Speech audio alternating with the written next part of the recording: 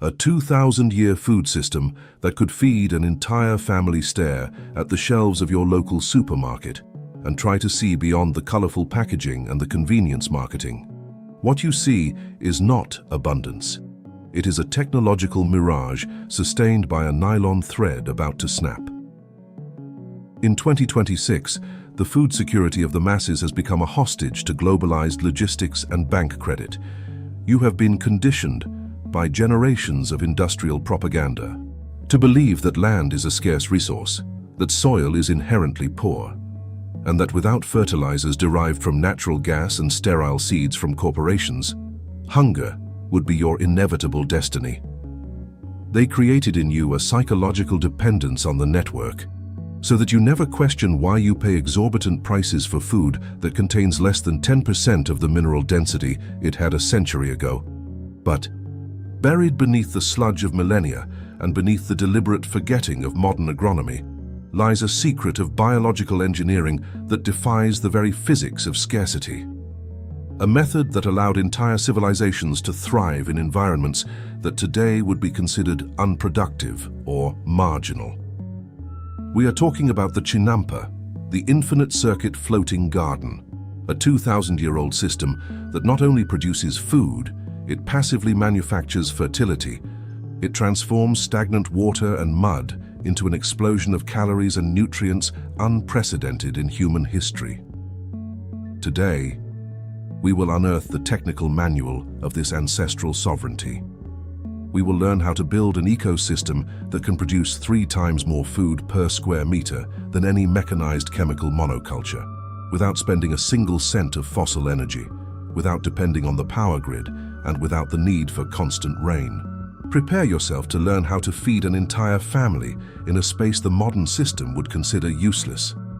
We will build a freedom that knows not the word drought, that ignores the word inflation, and that recycles life in an eternal cycle of regeneration. If you are ready to step out of the dependency matrix and become the architect of your own survival, subscribe now.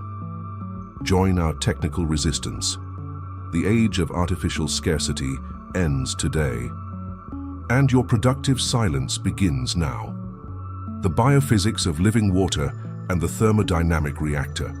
To master this 2,000-year system, you must first unlearn surface agriculture and dive into the invisible physics that governs the deep metabolism of the earth. The system we are about to describe is not merely a raised bed. It is a high-precision thermodynamic reactor of organic mass. The tragic failure of the modern farmer is to fight against water, trying to control it with vulnerable electric pumps and plastic pipes that degrade in the sun. The ancestral master, however, makes water his primary engine, his lifeblood, and his thermal regulator. The secret of the Chinampas and the peasant canal systems lies in passive capillarity and the thermal inertia of the liquid mass. By creating planting islands surrounded by slow water canals, you are not merely irrigating. You are creating a microclimate shielded against the whims of the 2026 climate. During the day, the large mass of water in the canals acts as a giant solar collector, absorbing radiation and storing heat in its H2O molecules.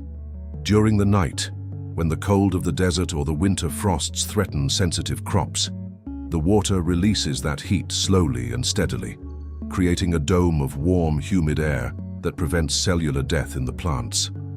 It is a natural heating system that keeps plant metabolism in constant acceleration, allowing them to grow even when the rest of your region is plunged into the dormancy of cold. But the true magic happens below the visible surface, at the sacred interface between anaerobic sludge and the fine roots. In the 2,000-year system, we abandon the concept of manual watering. We create a soil that is an eternal sponge. Through the force of capillary suction, water rises through the micropores of the organic soil, maintaining the root zone at a perfect, constant, 24 hours a day, 7 days a week moisture level. This completely eliminates water stress, which is the main gateway for disease and pests in the field. While the industrial farmer weeps over lack of rain and anxiously watches weather forecasts, The master of the Chinampa simply observes his crops growing with the vigor of a tropical forest, because his roots have direct and uninterrupted access to the blood of the earth, a sludge loaded with microorganisms that digest organic matter and deliver chelated minerals directly to the plant. It is the engineering of abundance, where water ceases to be an operational cost and becomes the vehicle of biological immortality. The construction archetype and the hierarchy of layers draw close. And observe with rigor the technical blueprint of this structure that has withstood the collapse of empires. The construction of an infinite circuit feeding unit requires no cement, no steel, and no proprietary technology. It requires a deep understanding of the hierarchy of materials and biological succession. The first fundamental pillar is the woody biomass foundation at the bottom of your canal or at the base of your planting area in wetland zones. We deposit dense timber logs and interlaced branches in a lattice pattern. This is not merely mechanical support, it is our long-term carbon bank. As this submerged wood enters a state of slow decomposition due to the absence of oxygen, it releases nutrients in a controlled manner for decades, acting as a slow-release biological battery that feeds the system for generations. The egregious mistake of the amateur is to use chemically treated wood or civil construction scraps, which would release heavy metals and kill the precious microbiota of the system. We use only what the earth provides: native tree logs, willows, old eucalyptus trees, or pruning remnants from old orchards. The second pillar is sediment filtration and algae capture. Over the wooden structure, we place thick layers of grasses, reeds, and aquatic vegetation harvested from the region. This material acts as a high-efficiency biological filter, capturing fine sludge suspended in the water and preventing the upper soil from sinking into the empty spaces between the logs. This is where the alchemy of free fertility manifests. Algae and aquatic plants, naturally rich in nitrogen, phosphorus and potassium, are the nutritional fuel of this ancestral engine. They are harvested from the canals and deposited over the planting layers, creating a closed cycle where what grows in the water feeds what grows on the land, in a symbiotic exchange of energy. The third pillar is the mineralized sponge soil.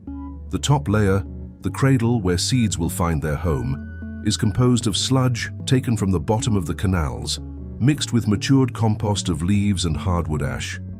This soil has a nutrient density that would make any chemical fertilizer look pathetic and insufficient.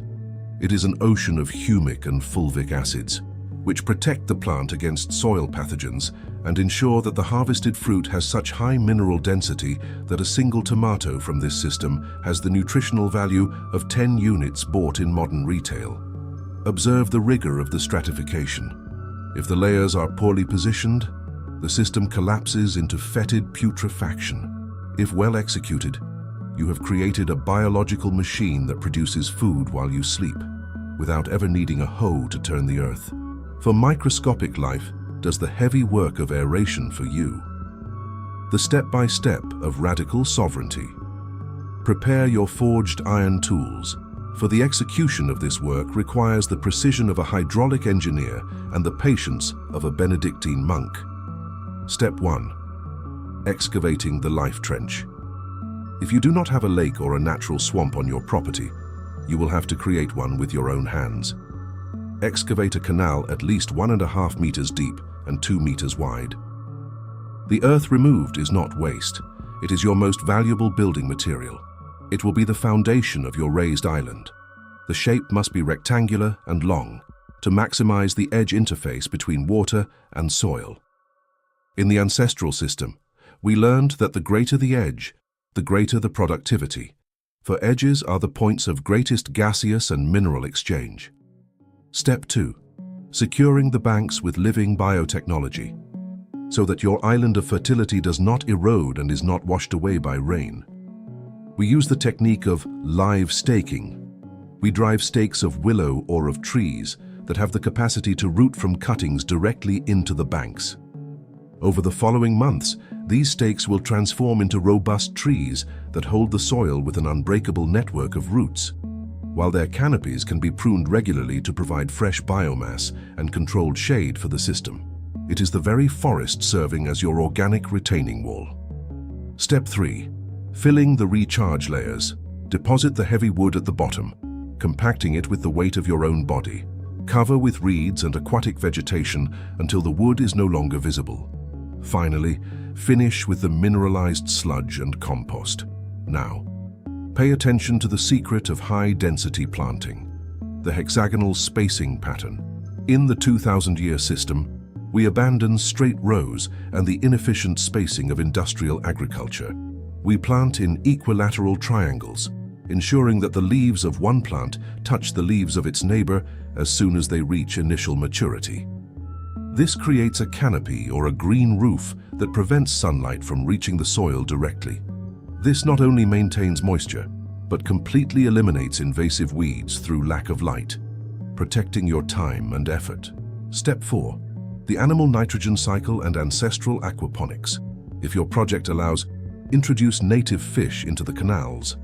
The waste from these fish is rich in ammonia, which nitrifying bacteria in the bank soil instantly convert into nitrates, the favorite food of your vegetables.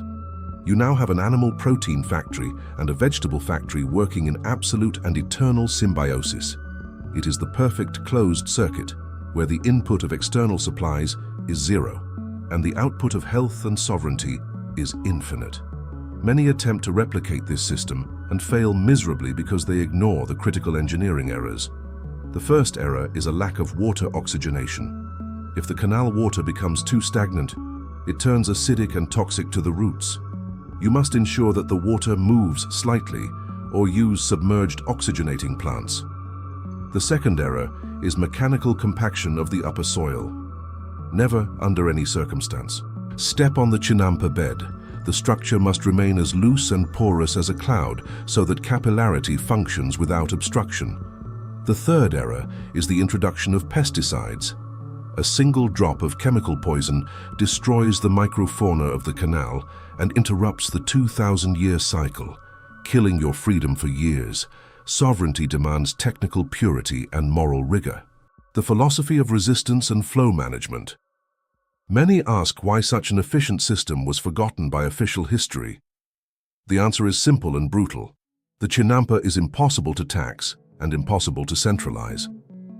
A man who possesses a 2,000-year system operating at the bottom of his backyard is a man who does not need to go to the market. He is a man who does not depend on fluctuations in oil prices and who cannot be blackmailed by hunger. Managing this flow requires you to shift your mindset from exploiter to curator. You are not extracting from the earth. You are managing a cycle of solar and water energy. During the months of intense heat, your work will be to harvest the algae that grow in the canals and deposit them at the base of your plants, providing a fresh mulching that decomposes and feeds the microbiota.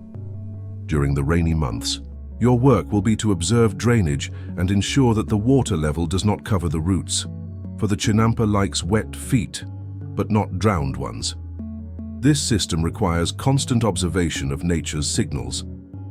If the canal water begins to darken too much, it is a sign that you need to add more dry biomass to balance the carbon. If the plant leaves turn yellow, it is a sign that the fish nitrogen cycle needs to be stimulated. Food sovereignty is not a static state of laziness. It is a technical dance with the invisible forces of biology.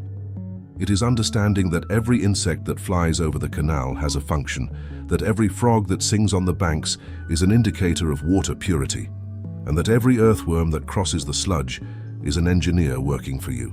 The free farmer of 2026 is one who understands the language of the earth and who refuses to translate it through products purchased in agrochemical stores. Technical resistance is silent, but it is the foundation upon which sovereign families will build the future, while dependent cities collapse under the weight of their own inefficiency. The stock of life and political independence. By mastering this 2,000-year food system, you are not merely growing vegetables and fish. You are cultivating your own political and existential emancipation. In a world where absolute control over the dinner plate is the ultimate weapon for the submission of populations, owning a functional and productive chinampa on your territory is owning an indestructible bunker of life. Imagine the profound relief of watching catastrophist news reports about galloping inflation, global crop failures, and shortages of chemical fertilizers, and knowing that your system of canals and layers continues pulsing with vibrant life, completely oblivious to the hysterical crises of the human economy. You now understand, with the clarity of a master, that true wealth is not accumulated in digital bits or in devalued paper banknotes, but rather in mineralized sludge, in living water that circulates among your roots, and in the nutritional density of your harvests. You are the rightful heir of a lineage of agrarian masters who knew that the earth always provides for those who respect its fundamental biophysical laws. Harvest the fruits of your labor with the serene gratitude of one who has beaten the system at its own game. See your family nourished with foods that carry the real flavor of history and the brute force of biological resistance. Foods that build strong bones and clear minds, free from the chemical residues of market agriculture. But always remember that food sovereignty is only the first rung on the ladder of total freedom. What good is it to produce the best food in the world if you are not capable of protecting and preserving it for the times of harsh winter or droughts that can last for years? The knowledge you have acquired today is a survival weapon, but it needs to be complemented by the technique of preservation. In our next meeting of Technical Resistance, we will venture into the strategic underworld of long-term preservation. I will teach you the secrets of the root cellar, the underground storage system that keeps your vegetables and fruits fresh for up to 12 months, without using a single watt of electric refrigeration and without depending on batteries or solar panels. The path to total autonomy is long and demands sacrifices, but each step we take away from the grid brings us closer to human dignity. Keep your manual of ancestral agronomy dry and protected on the shelf of your workshop. Keep your iron tools always sharp and ready for heavy service, and keep your soil always charged with the life the modern system tried to erase. Technical resistance does not ask permission to exist. It simply happens in the hands of men determined to be free. Until the next chapter of our technical emancipation, stay firm, stay sober, and stay sovereign over your own land.